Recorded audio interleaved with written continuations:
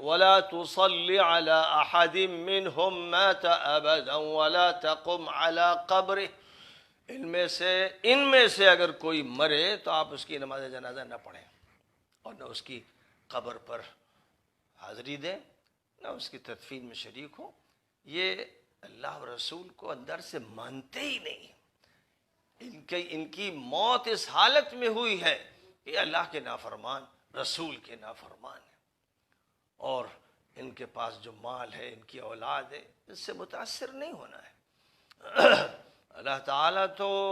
ان کو سزا دے گا، دنیا میں بھی ان کی رسوائی ہوگی اور سزا ملے گی، اور آخرت میں بھی ان کو سزا ملے گی، اور ان کی جانیں کفر کی حالت میں جائیں۔ یہ نبی پاک علیہ الصلاۃ والسلام سے کہہ دیا گیا، اور جب آپ سے یہ کہہ دیا گیا تو یہ بیان کیا جاتا ہے کہ پھر نبی صلی اللہ علیہ وسلم محتاط ہو گئے کہ جس کے بارے میں آپ کو یہ بات معلوم ہوتی کہ یہ منافق ہے، ظاہر ہے کہ وہ آتا آپ ہی کے لوگوں میں سے، تبھی جنازہ آپ کے پاس آتا۔ وہ جنازہ کافروں کے پاس نہیں جاتا، مشرکوں کے پاس نہیں جاتا، یہودیوں کے پاس نہیں جاتا، مسلمان ہی شمار ہوتا تھا، اور جنازہ آتا تو آپ اس کی نماز نہیں پڑھتے۔ لیکن حدیث میں جہاں تک میری نظر گزری ہے اور میں نے سیرت کی کتابیں دیکھی ہیں، مجھے ایک واقعہ بھی ایسا نہیں ملا جس میں نبی صلی اللہ علیہ وسلم نے کسی کی نماز نہ پڑھی ہو یہ کہہ کر کہ یہ منافق ہے۔ ایک مثال اس کی نہیں ہے۔ نبی اکرم صلی اللہ علیہ وسلم نے اگر کسی کی نماز نہیں پڑھی تو ایسا لگتا ہے کہ آپ نے صحابہ سے کہہ دیا کہ تم لوگ نماز پڑھ لو، اور آپ نے عذر فرما دیا، لیکن اس طرح نہیں کہ اعلان کیا جائے کہ یہ منافق تھا اس لیے میں نماز نہیں پڑھ رہا ہوں۔ اس کی ایک مثال بھی نہیں ہے۔ یہ اس کا مطلب یہ ہوا کہ جیسے نبی صلی اللہ علیہ وسلم نے حضرت حذیفہ ابن الیمان کو صحابہ میں سے ان کے نام بتائے تھے خفیہ طور پر، رازدارانہ طور پر، جو منافق تھے، اور یہ کہا تھا کہ حضرت حذیفہ سے کہا تھا یہ منافق ہے، اور اسی کا نتیجہ تھا کہ حضرت عمر پر اتنا خوف طاری تھا کہ بعد کے دور میں حضرت عمر پوچھتے تھے حضرت حذیفہ سے میرا نام تو نہیں ہے، تو وہ یہ کہتے تھے نہیں آپ کا نام نہیں۔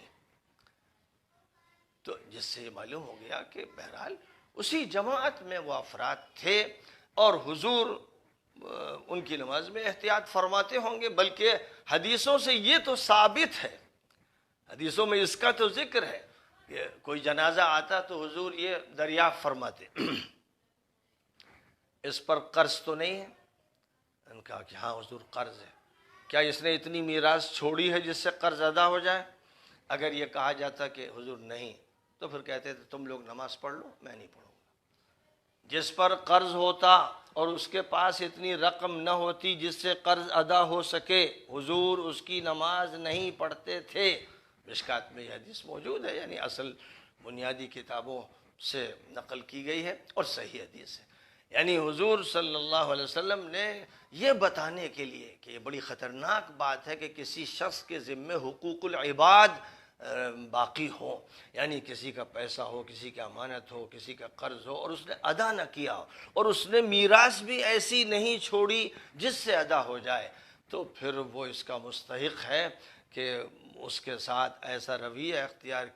کیا جائے کہ دوسروں کو عبرت حاصل ہو اور سبق ملے۔ تو آپ اس کی نماز نہیں پڑھتے تھے۔ کبھی ایسا ہوا کہ جنازہ آیا اور معلوم ہوا کہ قرض ہے اور قرض ادا کرنے کے لیے پیسہ بھی نہیں ہے، لیکن پھر کوئی صحابی آگے بڑھے، حضور میں ذمہ داری لیتا ہوں ان کے قرض کی، تو حضور نے نماز پڑھا دی، اس وقت حضور نے نماز پڑھا دی۔ یہ آتا ہے، لیکن ایک حدیث بھی مجھے نہیں ملی، کسی کو اگر ملی ہو، جو لوگ بھی سن رہے ہیں وہ تلاش کر کے ضرور بتائیں کہ جس میں حضور نے یہ فرمایا ہو کہ بھائی یہ منافق تھا اس لیے میں اس کی نماز نہیں پڑھوں گا۔ اس کا مطلب یہ ہوا کہ جو رازداری آپ نے عام طور پر باقی رکھی تھی کہ ناموں سے تعین پورے معاشرے میں نہیں کیا تھا کہ معاشرے میں انتشار ہوگا، انارکی ہوگی، افراتفری ہوگی اور لڑائیاں ہوں گی، لوگ تو پہچان رہے تھے، کردار سے پہچان رہے تھے، لیکن نبی کی طرف سے تعین کر دینے کا مطلب یہ ہو سکتا تھا کہ اب ان کا بائیکاٹ کیا جائے، معاشرے سے نکالا جائے، کچھ ایسی شکل پیدا ہو، اس سے خانہ جنگی پیدا ہو سکتی تھی۔ اس لیے نبی صلی اللہ علیہ وسلم نے یہ احتیاط فرمائی کہ بس ان کو ان علامات سے پہچان لو جو بیان کی جا رہی ہیں، ان صفات سے پہچان لو، کردار سے پہچان لو، اور پھر جب کبھی ایسا ہوتا ہوگا تو کوئی بھی عذر کر کے حضور اس کی نماز نہیں پڑھاتے ہوں گے اور صحابہ کے ذمے کر دیتے ہوں گے کہ بھئی تم لوگ نماز پڑھ لو، کیونکہ جب حضرت عمر کے دور میں جنازہ آتا تھا، صحابہ میں سے آتا تھا، تو حضرت عمر اس کی نماز جنازہ پڑھاتے تھے، لیکن اگر کسی وقت یہ دیکھتے کہ حذیفہ ابن الیمان نماز میں نہیں ہے، یعنی انہوں نے فرض نماز پڑھی اور جنازے کی جب نماز ہونے لگی تو حذیفہ گھر چلے گئے، جب وہ یہ دیکھتے تھے تو حضرت عمر بھی نماز نہیں پڑھتے تھے اور صحابہ سے کہتے تھے کہ آپ نماز پڑھ لیجیے، جس کا مطلب یہ ہوا کہ بقیہ صحابہ اس منافق صحابی کی نماز پڑھتے تھے اور حضرت عمر گریز کرتے تھے، جیسے نبی پاک علیہ الصلوۃ والسلام گریز کرتے تھے جب یہ آیت وَلَا تُصَلِّ عَلَىٰ أَحَدٍ مِّنْهُمْ مَاتَ أَبَدًا نازل ہوئی۔ اس سے باتیں بالکل واضح ہو جاتی ہیں کہ یہ سارے گروپ جو تھے، مختلف حالات کے لوگ، سب اسی جماعت میں تھے، اور اس جماعت کے کچھ لوگ اتنے اعلیٰ تھے کہ نبی صلی اللہ علیہ وسلم نے ان کے بڑے مناقب و فضائل بیان فرمائے، باقی حضرات کے بارے میں مجمل بات فرمائی، اور جو لوگ ایسے تھے کہ وہ معاشرے کی نمائندگی نہیں کرتے تھے، گھسپیٹیے تھے، ان کے بارے میں آپ نے مجمل طور پر یہ بتا دیا کہ میرے ان اصحاب میں منافقین بھی ہیں، اور کہیں پر آپ نے حضرت حذیفہ کو رازدارانہ بتایا، اور کہیں حضرت ام سلمہ ام المؤمنین رضی اللہ تعالی عنہا کو بتایا۔ لہذا وہ روایت کرتی ہیں کہ حضور صلی اللہ علیہ وسلم نے مجھ سے فرمایا کہ میرے صحابہ میں بہت سے ایسے ہیں جو مجھے مرنے کے بعد نہیں دیکھیں گے، میں انہیں نہیں دیکھوں گا، یعنی وہ مجھ سے ملاقات نہیں کر پائیں گے، مجھ سے الگ کر دیے جائیں گے۔ تو حضرت ام سلمہ نے یہ حدیث بیان کی حضرت عبد الرحمن ابن عوف سے، وہ بہت خوفزدہ ہوئے، حضرت عمر کے پاس گئے اور انہوں نے حضرت عمر سے کہا کہ حضرت ام سلمہ یہ حدیث بیان کر رہی ہیں، تو حضرت عمر پر پھر ویسے ہی خوف طاری ہوا جیسے حضرت حذیفہ ابن الیمان کے راز ہائے سربستہ کے بارے میں ہوا تھا، اور وہ ام المؤمنین کے پاس خود حاضر ہوئے اور یہ کہا آپ نے عبد الرحمن ابن عوف سے جو حدیث بیان کی ہے ارشاد فرمائے، تو انہوں نے فرمایا کہ حضور نے یہ فرمایا، تو حضرت عمر ان سے بھی یہ پوچھنے لگے کیا میرا نام تو نہیں ہے اس میں؟ تو حضرت ام سلمہ نے کہا کہ نہیں، آپ کا نام نہیں ہے، لیکن آئندہ میں کسی کو نہیں بتاؤں گی کہ اس کا نام ہے یا نہیں۔ تو معلوم یہ ہوا کہ حضور نے